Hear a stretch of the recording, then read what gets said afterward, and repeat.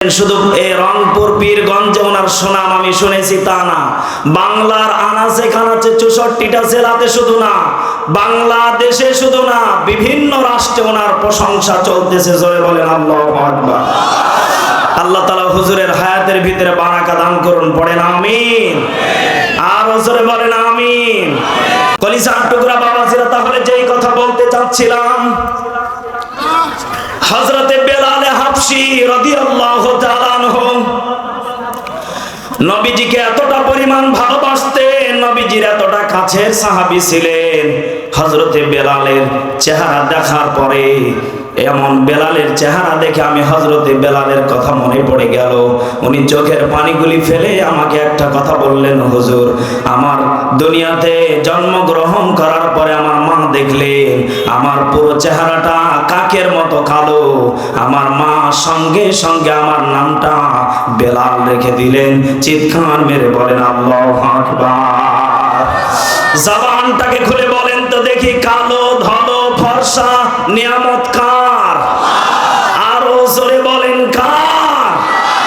কলিজার টুকরা বাবাজিরা, তাহলে বলেন তো দেখি, দুনিয়াতে এত সুন্দর নিয়ামতগুলি যিনি দিলেন, এই নিয়ামতগুলিকে ধরে রাখার দায়িত্ব প্রত্যেকটা মানব জাতির। এই জন্য আমাদেরকে এই নিয়ামতগুলিকে ধরে রেখে কবর পর্যন্ত যাওয়ার দরকার আছে না নেই? অধিকাংশ মানুষ এখন মনে করবেন, হুজুরে ধরে রাখবো কি করে? বিবির টেনশনে বাঁচি না, মা বাবার টেনশনে বাঁচি না, যত অত্যাচার, অন্তত পক্ষে বাথরুমে গিয়ে একটা সুখ টান না খেলে মনে শান্তি আসে না। এই কথা বলে না কেন? ওরে শয়তান, বাথরুমে গিয়ে শান্তি মিটাচ্ছে, একে নাউজুবিল্লাহ না সুবহানাল্লাহ। অথচ মানুষটাকে কুত্তার চাইতে, ছাগলের চাইতে, গরুর চাইতে সব থেকে দামি করে বানিয়েছেন তিনি কে? আল্লাহ রাব্বুল আলামিন বলেন, লাকাদ খালাকনাল ইনসানা ফি আহসানি তাকওয়ীম।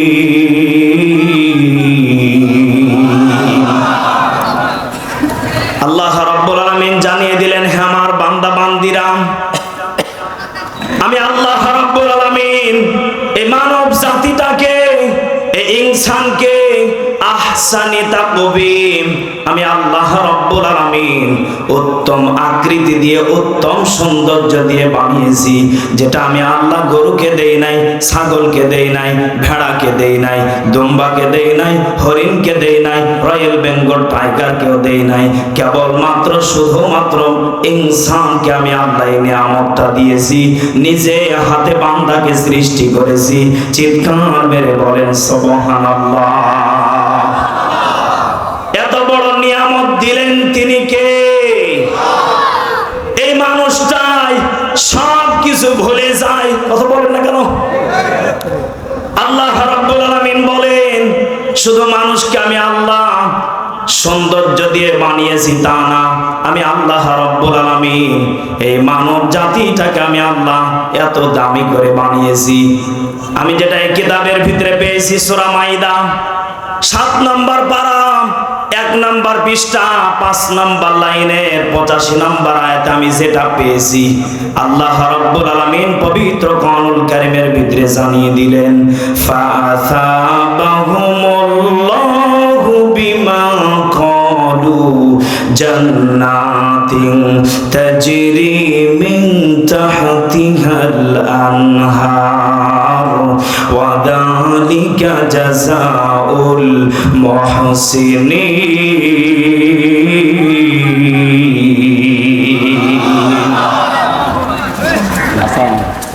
সূরা মাইদার ভিতরে এটা পেয়ে যাবেন। মুফাসসিরিনে কেরাম কিতাবের ভিতরে বর্ণনা করেন, ফাসাবাহুমুল্লাহ, আল্লাহ রাব্বুল আলামিন এই মানব জাতিটাকে, মানুষটাকে, ইনসানকে সম্মান করে পাঠিয়েছেন, সম্মানিত করে পাঠিয়েছেন। আলহামদুলিল্লাহ পড়েন। এই সম্মানটা দিয়েছেন কে?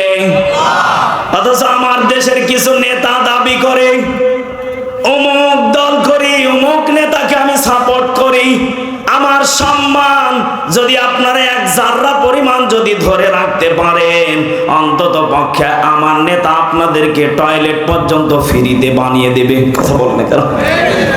অথচ আমি যা দেখেছি আমার এই ছোট্ট জীবনে, এমন খাওয়া খায়, খেতে খেতে টয়লেট পর্যন্ত খেয়ে ফেলেছে। এই কথা বলেন না কেন? এটা মনে হয় আমি বানিয়ে বললাম? বলেন বলেন। আমাদের দেশে এত পরিমাণ নিম্ন স্তরে চলে গিয়েছে, এই মানুষটাকে সম্মান দিয়ে পাঠিয়েছে, এই মানুষটাকে সম্মানিত করে পাঠিয়েছে, উত্তম আকৃতি দিয়ে বানিয়েছে। এই মানুষটা যদি বাথরুম পর্যন্ত যদি গরিবের হককে মেরে খায়, বলেন তো দেখি এই কোরআন কি রান্নাঘর থেকে নিয়ে পার্লামেন্ট পর্যন্ত কোনোদিন যাবে? এই আওয়াজে হবে না রংপুরবাসী জবান খুলে বলেন যাবে? রেখো না মনেতে ভয় বান্দা খোদার, দূর হয়ে যাবে বাধা সব। তোমার আমার এক মালিক আছেন, আছেন আমাদের রব, আছেন আমাদের রব। জোরে বলেন আল্লাহু আকবার। রেখো না মনেতে ভয় বান্দা খোদার, দূর হয়ে যাবে বাধা সব। তোমার আমার এক মালিক আছেন, আছেন আমাদের রব, আছেন আমাদের রব। জবানটা খুলে বলেন আল্লাহু আকবার। কলিজার টুকরা প্রাণ প্রিয় রংপুরবাসী, বলেন তো দেখি যারা আল্লাহর প্রেমিক, আল্লাহর প্রতি যারা ঈমান এনেছে, আল্লাহকে যারা ভালোবাসে, বলেন তো দেখি তাদের ঈমান কখনো দুর্বল হতে পারে না। তাদের ঈমান সামনের দিকে এগিয়ে যাবে, ঈমান দুর্বল হবে না। আমাদের প্রত্যেকটা মানব জাতির জন্য এমন ঈমান নিয়ে কাজ করা দরকার আছে না? আমাদের অন্তরের ভিতরে ভয় থাকবে কার? ছোট্টবেলা একটা গল্প পড়েছিলাম, জংলার বাঘ মনে মনে চিন্তা করে, আমি তো বাঘ, আমার কাছে যদি কেউ আসে আমি তাকে খেয়ে ফেলবো, গিলে ফেলবো, আমি তাকে মেরে ফেলবো, আমি তাকে খেয়ে ফেলবো, চাবিয়ে খেয়ে ফেলবো। বাঘ সব সময় জংলার ভিতরে মনে শক্তি নিয়ে দাঁড়িয়ে থাকে। জবানটা খুলে বলেন তো দেখি, বাঘের চাইতে একটা সব থেকে নিম্ন একটা প্রাণী আছে যার নাম হলো ছাগল। বলেন তো দেখি এই ছাগলটা এত পরিমাণ তার দিলের ভিতরে ভয় আছে। ছাগল মনে মনে চিন্তা করে, আমি যদি কোনো বাঘের যদি খপ্পরে পড়ে যায়, যদি কোনো ব্যক্তি আমাকে যদি আঘাত করে যদি মেরে ফেলার চেষ্টা করে, বরকি মনে মনে চিন্তা করে, ছাগল মনে মনে চিন্তা করে, আমার একজন মালিক আছে, আমি প্যা করা মাত্রই আমাকে আমার মালিক বাঁচাবে। জোরে জোরে বলেন আল্লাহু আকবার। কলিজার টুকরা প্রাণ প্রিয় রংপুরবাসী, শিক্ষার জন্য কথাটা বলতেছি। আজকে বাংলার মুসলমান ছাগলের মতো যদি হয়ে যায়, আমার বিশ্বাস অচিরেই ইসলাম কায়েম হয়ে যাবে। বাঘের মতো যারা গর্জন দেবে, তাদের জংলা এমন একদিন ভেঙ্গে চুরমার হয়ে যাবে, পানিও পাবে না সাঁতার কাটার মতো। কথা বলেন ঠিক কিনা? ছাগল মনে মনে চিন্তা করে, আমারও একজন মালিক আছে, যদিও শক্তিতে কম, বুদ্ধিতে কম, জ্ঞানে কম, প্যা করলে মালিক এসে, কথা বলে না কেন, মালিক এসে বাঁচাবে। এই টেনশন ওর ভিতরে বলেন বলেন আছে। এই ছাগল যদি এই চিন্তা নিয়ে যদি থাকতে পারে, ও বাংলার মুসলমান, আজকে কোরআনের পক্ষে মানুষ যদিও কম হয়ে যায়, হকের পক্ষে যদি মানুষ কম হয়ে যায়, বলেন তো দেখি আল্লাহর পথের পথিক যদি কম হয়ে যায়, আমরা বাঘের মতো গর্জন দিতে জানি না, বাঘের মতো গর্জন দিতে পারি না, কিন্তু ও বাংলার মুসলমান, ছাগলের মতো আমরা শুধু একবার লিল্লাহে তাকবীরের ধ্বনি দেব, আমাদেরকে বিজয় লাভ করাবেন তিনি কে? আরো জোরে বলেন তিনি কে? কলিজার টুকরা বাবাজিরা, তাহলে বলেন তো দেখি এ মানব জাতিটাকে সম্মানিত করলেন কে? আল্লাহ রাব্বুল আলামিন বলেন বিমা ক্বালু, যদি এই সম্মানটা নিয়ে যদি ফিরে আসতে পারো, আমি আল্লাহ রাব্বুল আলামিন জান্নাতিন তাজরি মিন তাহতিহাল আনহার, আমি আল্লাহ রাব্বুল আলামিন ওই বান্দাদেরকে নহর নামক জান্নাত উপহার দিয়ে দেব। চিৎকার মেরে বলেন সুবহানাল্লাহ। কলিজার টুকরা বাবাজিরা, বলেন তো দেখি তাহলে আমরা সকলে জান্নাতে যেতে চাই? বলেন বলেন। এই জান্নাতে যেতে গেলে অন্তত পক্ষে আমাদেরকে আমানুত তাকুল্লাহ, একমাত্র ভয় করা লাগবে কাকে? আরো জোরে বলেন কাকে? যদি কোনো ব্যক্তি আল্লাহকে ভয় করে যদি দুনিয়ার জীবনটাকে যদি কাটিয়ে দিতে পারে, মুসাফির খানাটাকে যদি শেষ করে দিতে পারে, আল্লাহ রাব্বুল আলামিন পবিত্র কোরআনুল কারীমের ভিতরে জানিয়ে দিলেন, বান্দা টেনশন নেই, চিন্তার কারণ নেই, বান্দা সফল তখনই তুমি হতে পারবে ফামান যুহজিহা আনিন নারি ওয়া উদখিলাল জান্নাতা ফাকাদ ফাজ। বলুন আল্লাহু আকবার।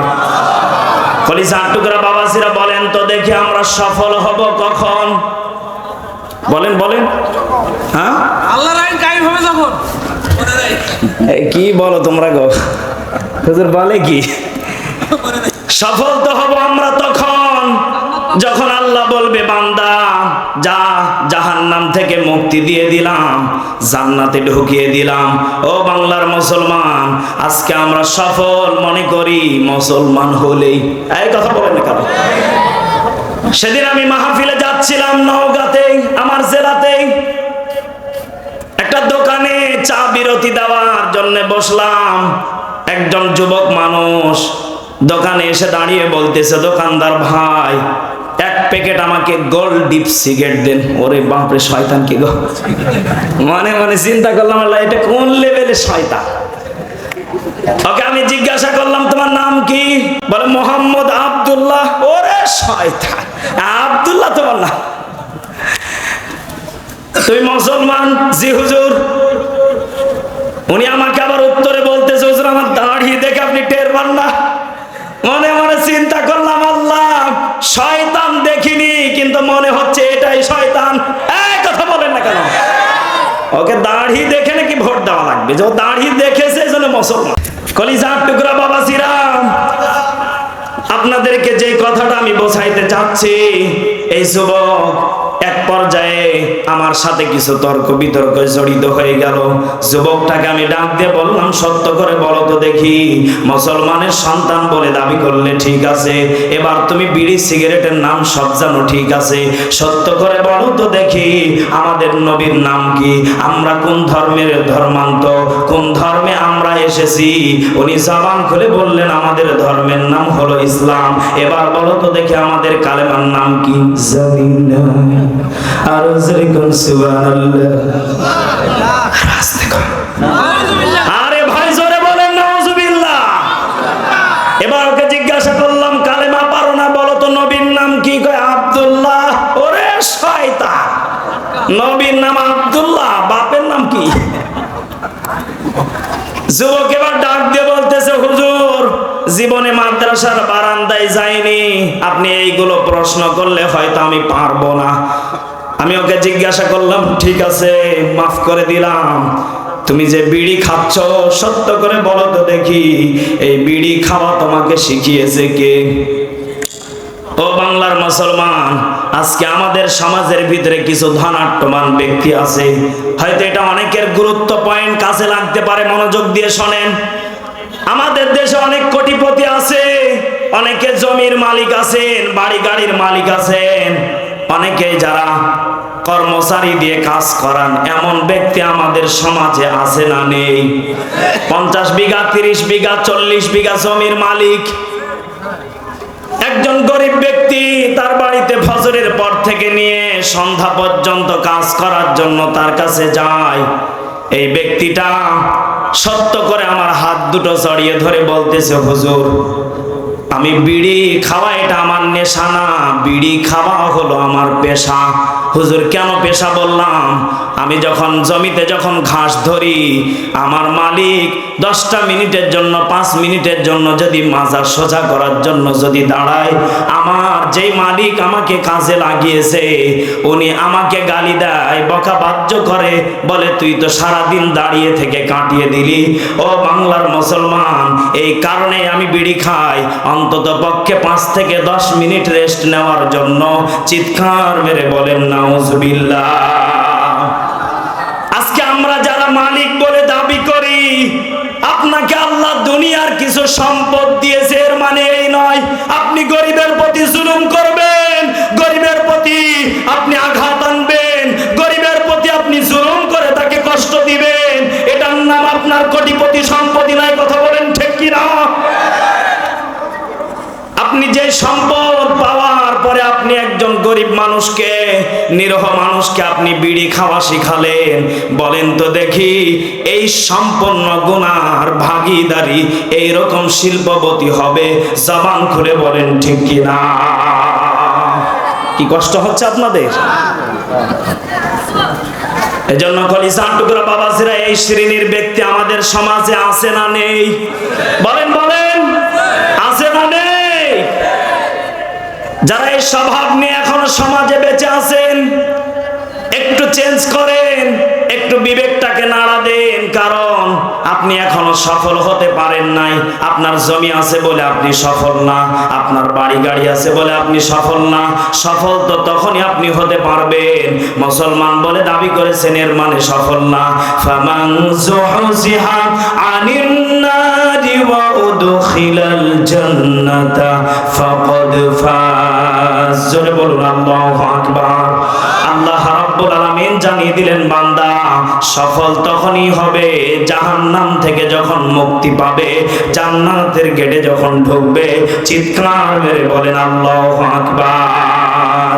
পৃথিবীতে কেউ স্থায়ী হয় না, হক না সে ফেরাউন কিবা নামরুদ, ভবেতে চিরকাল রয় না, ধরাতে চিরকাল রয় না। জবানটা খুলে বলেন ঠিক কিনা? চলে যাই সব ছেড়ে যেতে হয়, মৃত্যু মানে না কোনো পরিচয়, ঠিক কিনা? চলে যাই সব ছেড়ে যেতে হয়, মৃত্যু মানে না কোনো পরিচয়। সব রাজা মহারাজা আর মহাবীর, সব রাজা মহারাজা আর মহাবীর, মৃত্যু কাউকে ছাড় দেয় না। পৃথিবীতে কেউ স্থায়ী হয় না, হোক না সে ফেরাউন কিবা নামরুদ, ভবেতে চিরকাল রয় না। জবানটা খুলে বলেন ঠিক কিনা? কি ভাই, রাত কি গভীর হয়ে গেছে নাকি? ওই যে অনেকে উঠে চলে যাচ্ছে, কি সমস্যা? আমার মাহফিলে থেকে উঠার কথা না গো। না, যদি সমস্যা হয় তাহলে শেষ করে দিব, কি মনাজাত দিয়ে দেবো? এ ভাই, যে আরেকজন, এই বসেন, এই সমস্যা কি? ধরেন, ওনার ধরেন, সমস্যা কি? আরে ভাই, গতকালকে রাত 11:30 স্টেজে বয়ান, এতক্ষণ আমি বয়ানই শুরু করি নাই, আর আজকে এখনই দেখি মানুষ ওঠাউটি করে। এতই আপনাদের শরীর দুর্বল? একটু হাতগুলো টান টান করেন তো দেখি। লিল্লাহ তাকবীর। আল কোরআনের আলম, কোরআন হাদিসের আলম। আরে মানুষের এত শরীরে দুর্বলতা, হাতটাও ধরে থাকতে পারেন না। ধরেন, শক্ত করে ধরে। লিল্লাহে তাকবীর। আল কোরআনের আলো, কোরআন হাদিসের আলো। লিল্লাহে তাকবীর। কি সামনের দিকে যাব না শেষ করে দেব? আজকের মাহফিলে কি মা বোন আছে? আছে আছে। তাহলে মা বোনদের জন্য কিছু স্পেশাল ওয়াজ করা দরকার আছে না নেই? ইনশাআল্লাহ অল্প সময় আমরা থাকবো ইনশাআল্লাহ। কলিজার টুকরা বাবাজিরা, তাহলে যেই কথা বলতে চাচ্ছিলাম, সফল ব্যক্তি তারা হয়ে যাবে যারা দুনিয়াতে আল্লাহর বেশি বেশি করে দাসত্ব গোলামি করবে, জাহান্নাম থেকে মুক্তি পেয়ে জান্নাতে যাবে, তারাই কেবলমাত্র সফল হয়ে যাবে। বলেন তো দেখি, তাহলে মুসলমান হলেও সফল হতে পারি? বলেন বলেন, মুসলমান হলেই সফল? নাম ইমান আলী সফল, নাম আতর আলী সফল? এই কথা বলেন না কেন? বলেন বলেন। নাম কি? কয় ইমান আলী, আমি সফল। নাম কি? আতর আলী, আমি সফল। এটার নাম সফল না। বলেন তো দেখি, সফল তো তারা জাহান্নাম থেকে মুক্তি পাবে যারা, জান্নাতে যাবে যারা। জবান খুলে বলেন ঠিক কি না? কলিজার টুকরা বাবাজিরা, তাহলে নামাজ যদি কোনো ব্যক্তি জামাতের সাথে যদি কন্টিনিউ যদি নামাজ পড়ে, আল্লাহ রাব্বুল আলামিন জানিয়ে দিলেন তাদেরকে আমি আল্লাহ রাব্বুল আলামিন 4টি রোগ থেকে মুক্তি দেব। চিৎকার মেরে বলেন সুবহানাল্লাহ। আল্লাহ রাব্বুল আলামিন বলেন, ইযা কুমতুম ইলাস সালাতি ফাগসিলু ওয়াজুহাকুম ওয়া আইদিয়াকুম ইলাল মারাফিকি ওয়ামসাহু বিরুসিকুম ওয়া আরজুলাকুম ইলাল কাবাইন।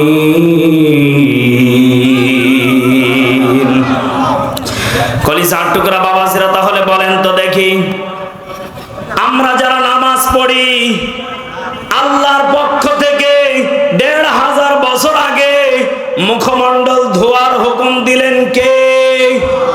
হাতগুলোকে ধুয়ে ফেলার হুকুম দিলেন কে? পাগুলোকে ধুয়ে ফেলার হুকুম দিলেন কে? ও বাংলার মুসলমান, আমরা এই কাজগুলো করে যখন নামাজে দাঁড়াই 5 ওয়াক্ত, আমাদের শরীরে অন্তত পক্ষে যতগুলো হাতের রোগ আছে, পায়ের রোগ আছে, বলেন তো দেখি, চোখের রোগ আছে, মুখের যত রোগ আছে, সব রোগকে দূর করে দিবেন তিনি কে?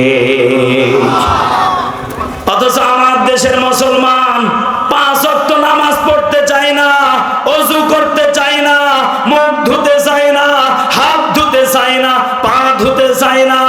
যখনই চীন দেশ থেকে করোনা নামক ভাইরাস যখন আমার দেশে ঢুকেছে, বড় বড় ডক্টরেরা যখন বলেছে হাত ধোয়া লাগবে দিনে 5 বার, মুখ ধোয়া লাগবে দিনে 5 বার, পা ধোয়া লাগবে দিনে 5 বার, আমার দেশের কিছু জিন্দা ওলি, কি ওলি, আরো জোরে, ওরে শয়তান, এই জিন্দা ওলিগুলা যে জীবনে একবার হাত ধুতো না, হ্যান্ড ওয়াশ দিয়ে বিভিন্ন ধরনের যত প্রকার আইটেম আছে সবগুলো দিয়ে হাত পা ধোয়, এরপরও করোনা ওর কাছে যায়।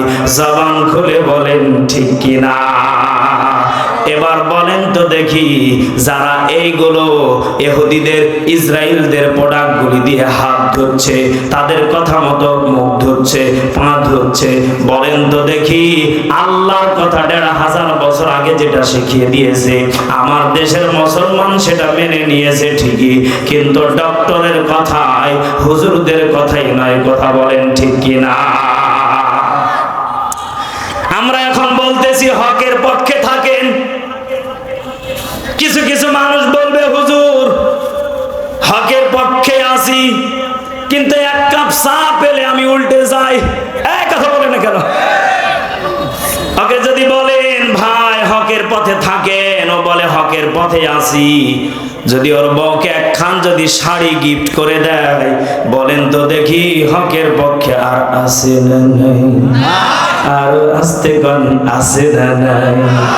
কলিজার টুকরা বাবাজিরা, আমাদের দেশের মুসলমান এত ঈমান দুর্বল, এক কাপ চা আর একটা শাড়ি যদি বউকে গিফট দেয়, বলেন তো দেখি আমাদের দেশের মা বোনেরা পাম মারলেই কিন্তু সব উল্টা পাল্টা জবান খুলে বলেন ঠিক কিনা।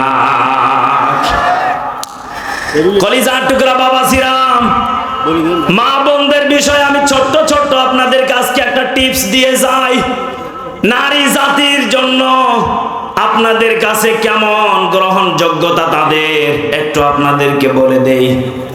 আপনার বিবি আপনাকে বলল, কি গো আব্দুল্লাহর বাবা, কি গো আব্দুর রহমানের বাবা, আজকে তো রবিবার, আজকে তো সোমবার, পীরগঞ্জ বাজার আজকে বিশাল বড় বাজার লেগেছে, যাও বাড়িতে ভালো ভালো তরকারিগুলো কিছু আনো।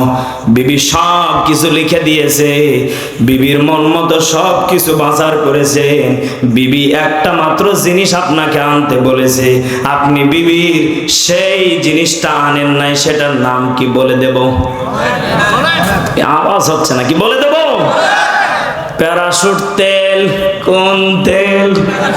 বলেন বলেন। প্যারাশুট তেল আমাদের দেশে মা বোন মনে হয় এটা মুখে মাখে। কোথায়? আপনারা তো দেখি সবই জানেন, মানে সব বিবাহিত নাকি? এই প্যারাশুট তেল আপনাকে আব্দুল্লাহর বাবা আনতে দিয়েছে।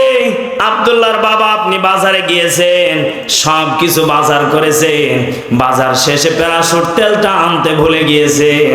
বলেন তো দেখি, বিবি যখন ব্যাগ থেকে সব কিছু বের করার পরে যখন দেখবে আমার মাথার তেলটা আনে নাই, বাকি সব কিছু এনেছে, দেখবেন বিবি যে কালচার গুলো বাড়িতে করবে, আপনার দিকে অন্তত পক্ষে ওই দিন সোজা মুখে তাকাবে না, অন্তত পক্ষে মুখটাকে বাঁকা করে থাকবে, এরপরে প্লেটে জোরে জোরে করে বাড়ি মারবে। কথা কান ঠিক কিনা? এই আমি মনে ভুল বললাম নাকি? ওরে প্লেট ধুতে গেলে যে শব্দ, মনে হবে যে সব ভেঙে ফেলবে। কথা বলে না কেন? এটা আমার বানানো কথা না। অন্তত পক্ষে বিবি এদিক ওদিক তাকিয়ে থাকবে, কথা বলবে না। বিবি মনে মনে চিন্তা করে, ছেলেকে ভালোবাসে, মেয়েকে ভালোবাসে, বাড়ির সব কিছু ভালোবাসে, সবের বেলা হুঁশ আছে, কিন্তু আমার প্যারাশুট তেল আনার বেলা মনে নেই। বোঝা গেল আব্দুল্লাহর বাবা আমাকে আর ভালোবাসে না, মনে হয় পাশের বাড়ির ভাবির সাথে ইটিস পিটিস করে। জোরে জোরে কোন ঠিক কিনা? কারণ মা বোনেরা এক লাইন বেশি, আপনারাই খান বেশি, আরো জোরে। এই জন্য আল্লাহ নবীজি একদিন বয়ান করতেছিলেন, হে নারী জাতিরা, তোমাদেরকে আল্লাহ জ্ঞান কম দিয়েছে। কি দিয়েছে? বলেন বলেন। জ্ঞান কম দিয়েছে। 2 নাম্বার, তোমাদেরকে আমল অর্ধেক দিয়েছে। কারণ আল্লাহ নবীজি 2টা জিনিস যখন তাদের কাছে বলে দিলেন, আল্লাহ নবীজি বলার সঙ্গে সঙ্গে যখন বয়ান শেষ হয়ে যাচ্ছিল, আল্লাহ নবীজি বিদায় নেওয়ার আগ মুহূর্তে একজন আনসার সাহাবী মহিলা একজন এসে বলতেছে, ইয়া রাসূলুল্লাহ, ইয়া হাবিবাল্লাহ, আমাদেরকে জ্ঞান অর্ধেক দিয়েছে, কারণটাকে আমরা জানতে চাই। ও বাংলার মুসলমান, জবানটা খুলে বলেন তো দেখি, বিচার কার্যালয়ে যখন বিচারের রায় দেওয়া হয়, নারী সাক্ষী কয়জন নেওয়া হয়? যদিও নারী সাক্ষী লাই 2 জন, কয়জন? কারণ মহিলা মানুষ এমন মানুষ, ওরা কে ওই যে শাড়ি দিলে উল্টো পাল্টা কথা বলে না কেন? ওরা চিন্তা করে আমার স্বামীকে বাঁচাবো, ওরা চিন্তা করে আমার ছেলেকে বাঁচাবো, ওরা চিন্তা করে আমার আপনজন হয় ওকে বাঁচাবো। এই জন্য একজন নারীর রায় কখনো বিচার আদালতে মেনে নেয় না, 2 জন নারী একত্রিত দাঁড় করায়। এবার বলেন তো দেখি, একজন পুরুষের রায় দিয়েই বিচার কার্যালয় শেষ করে দেয়।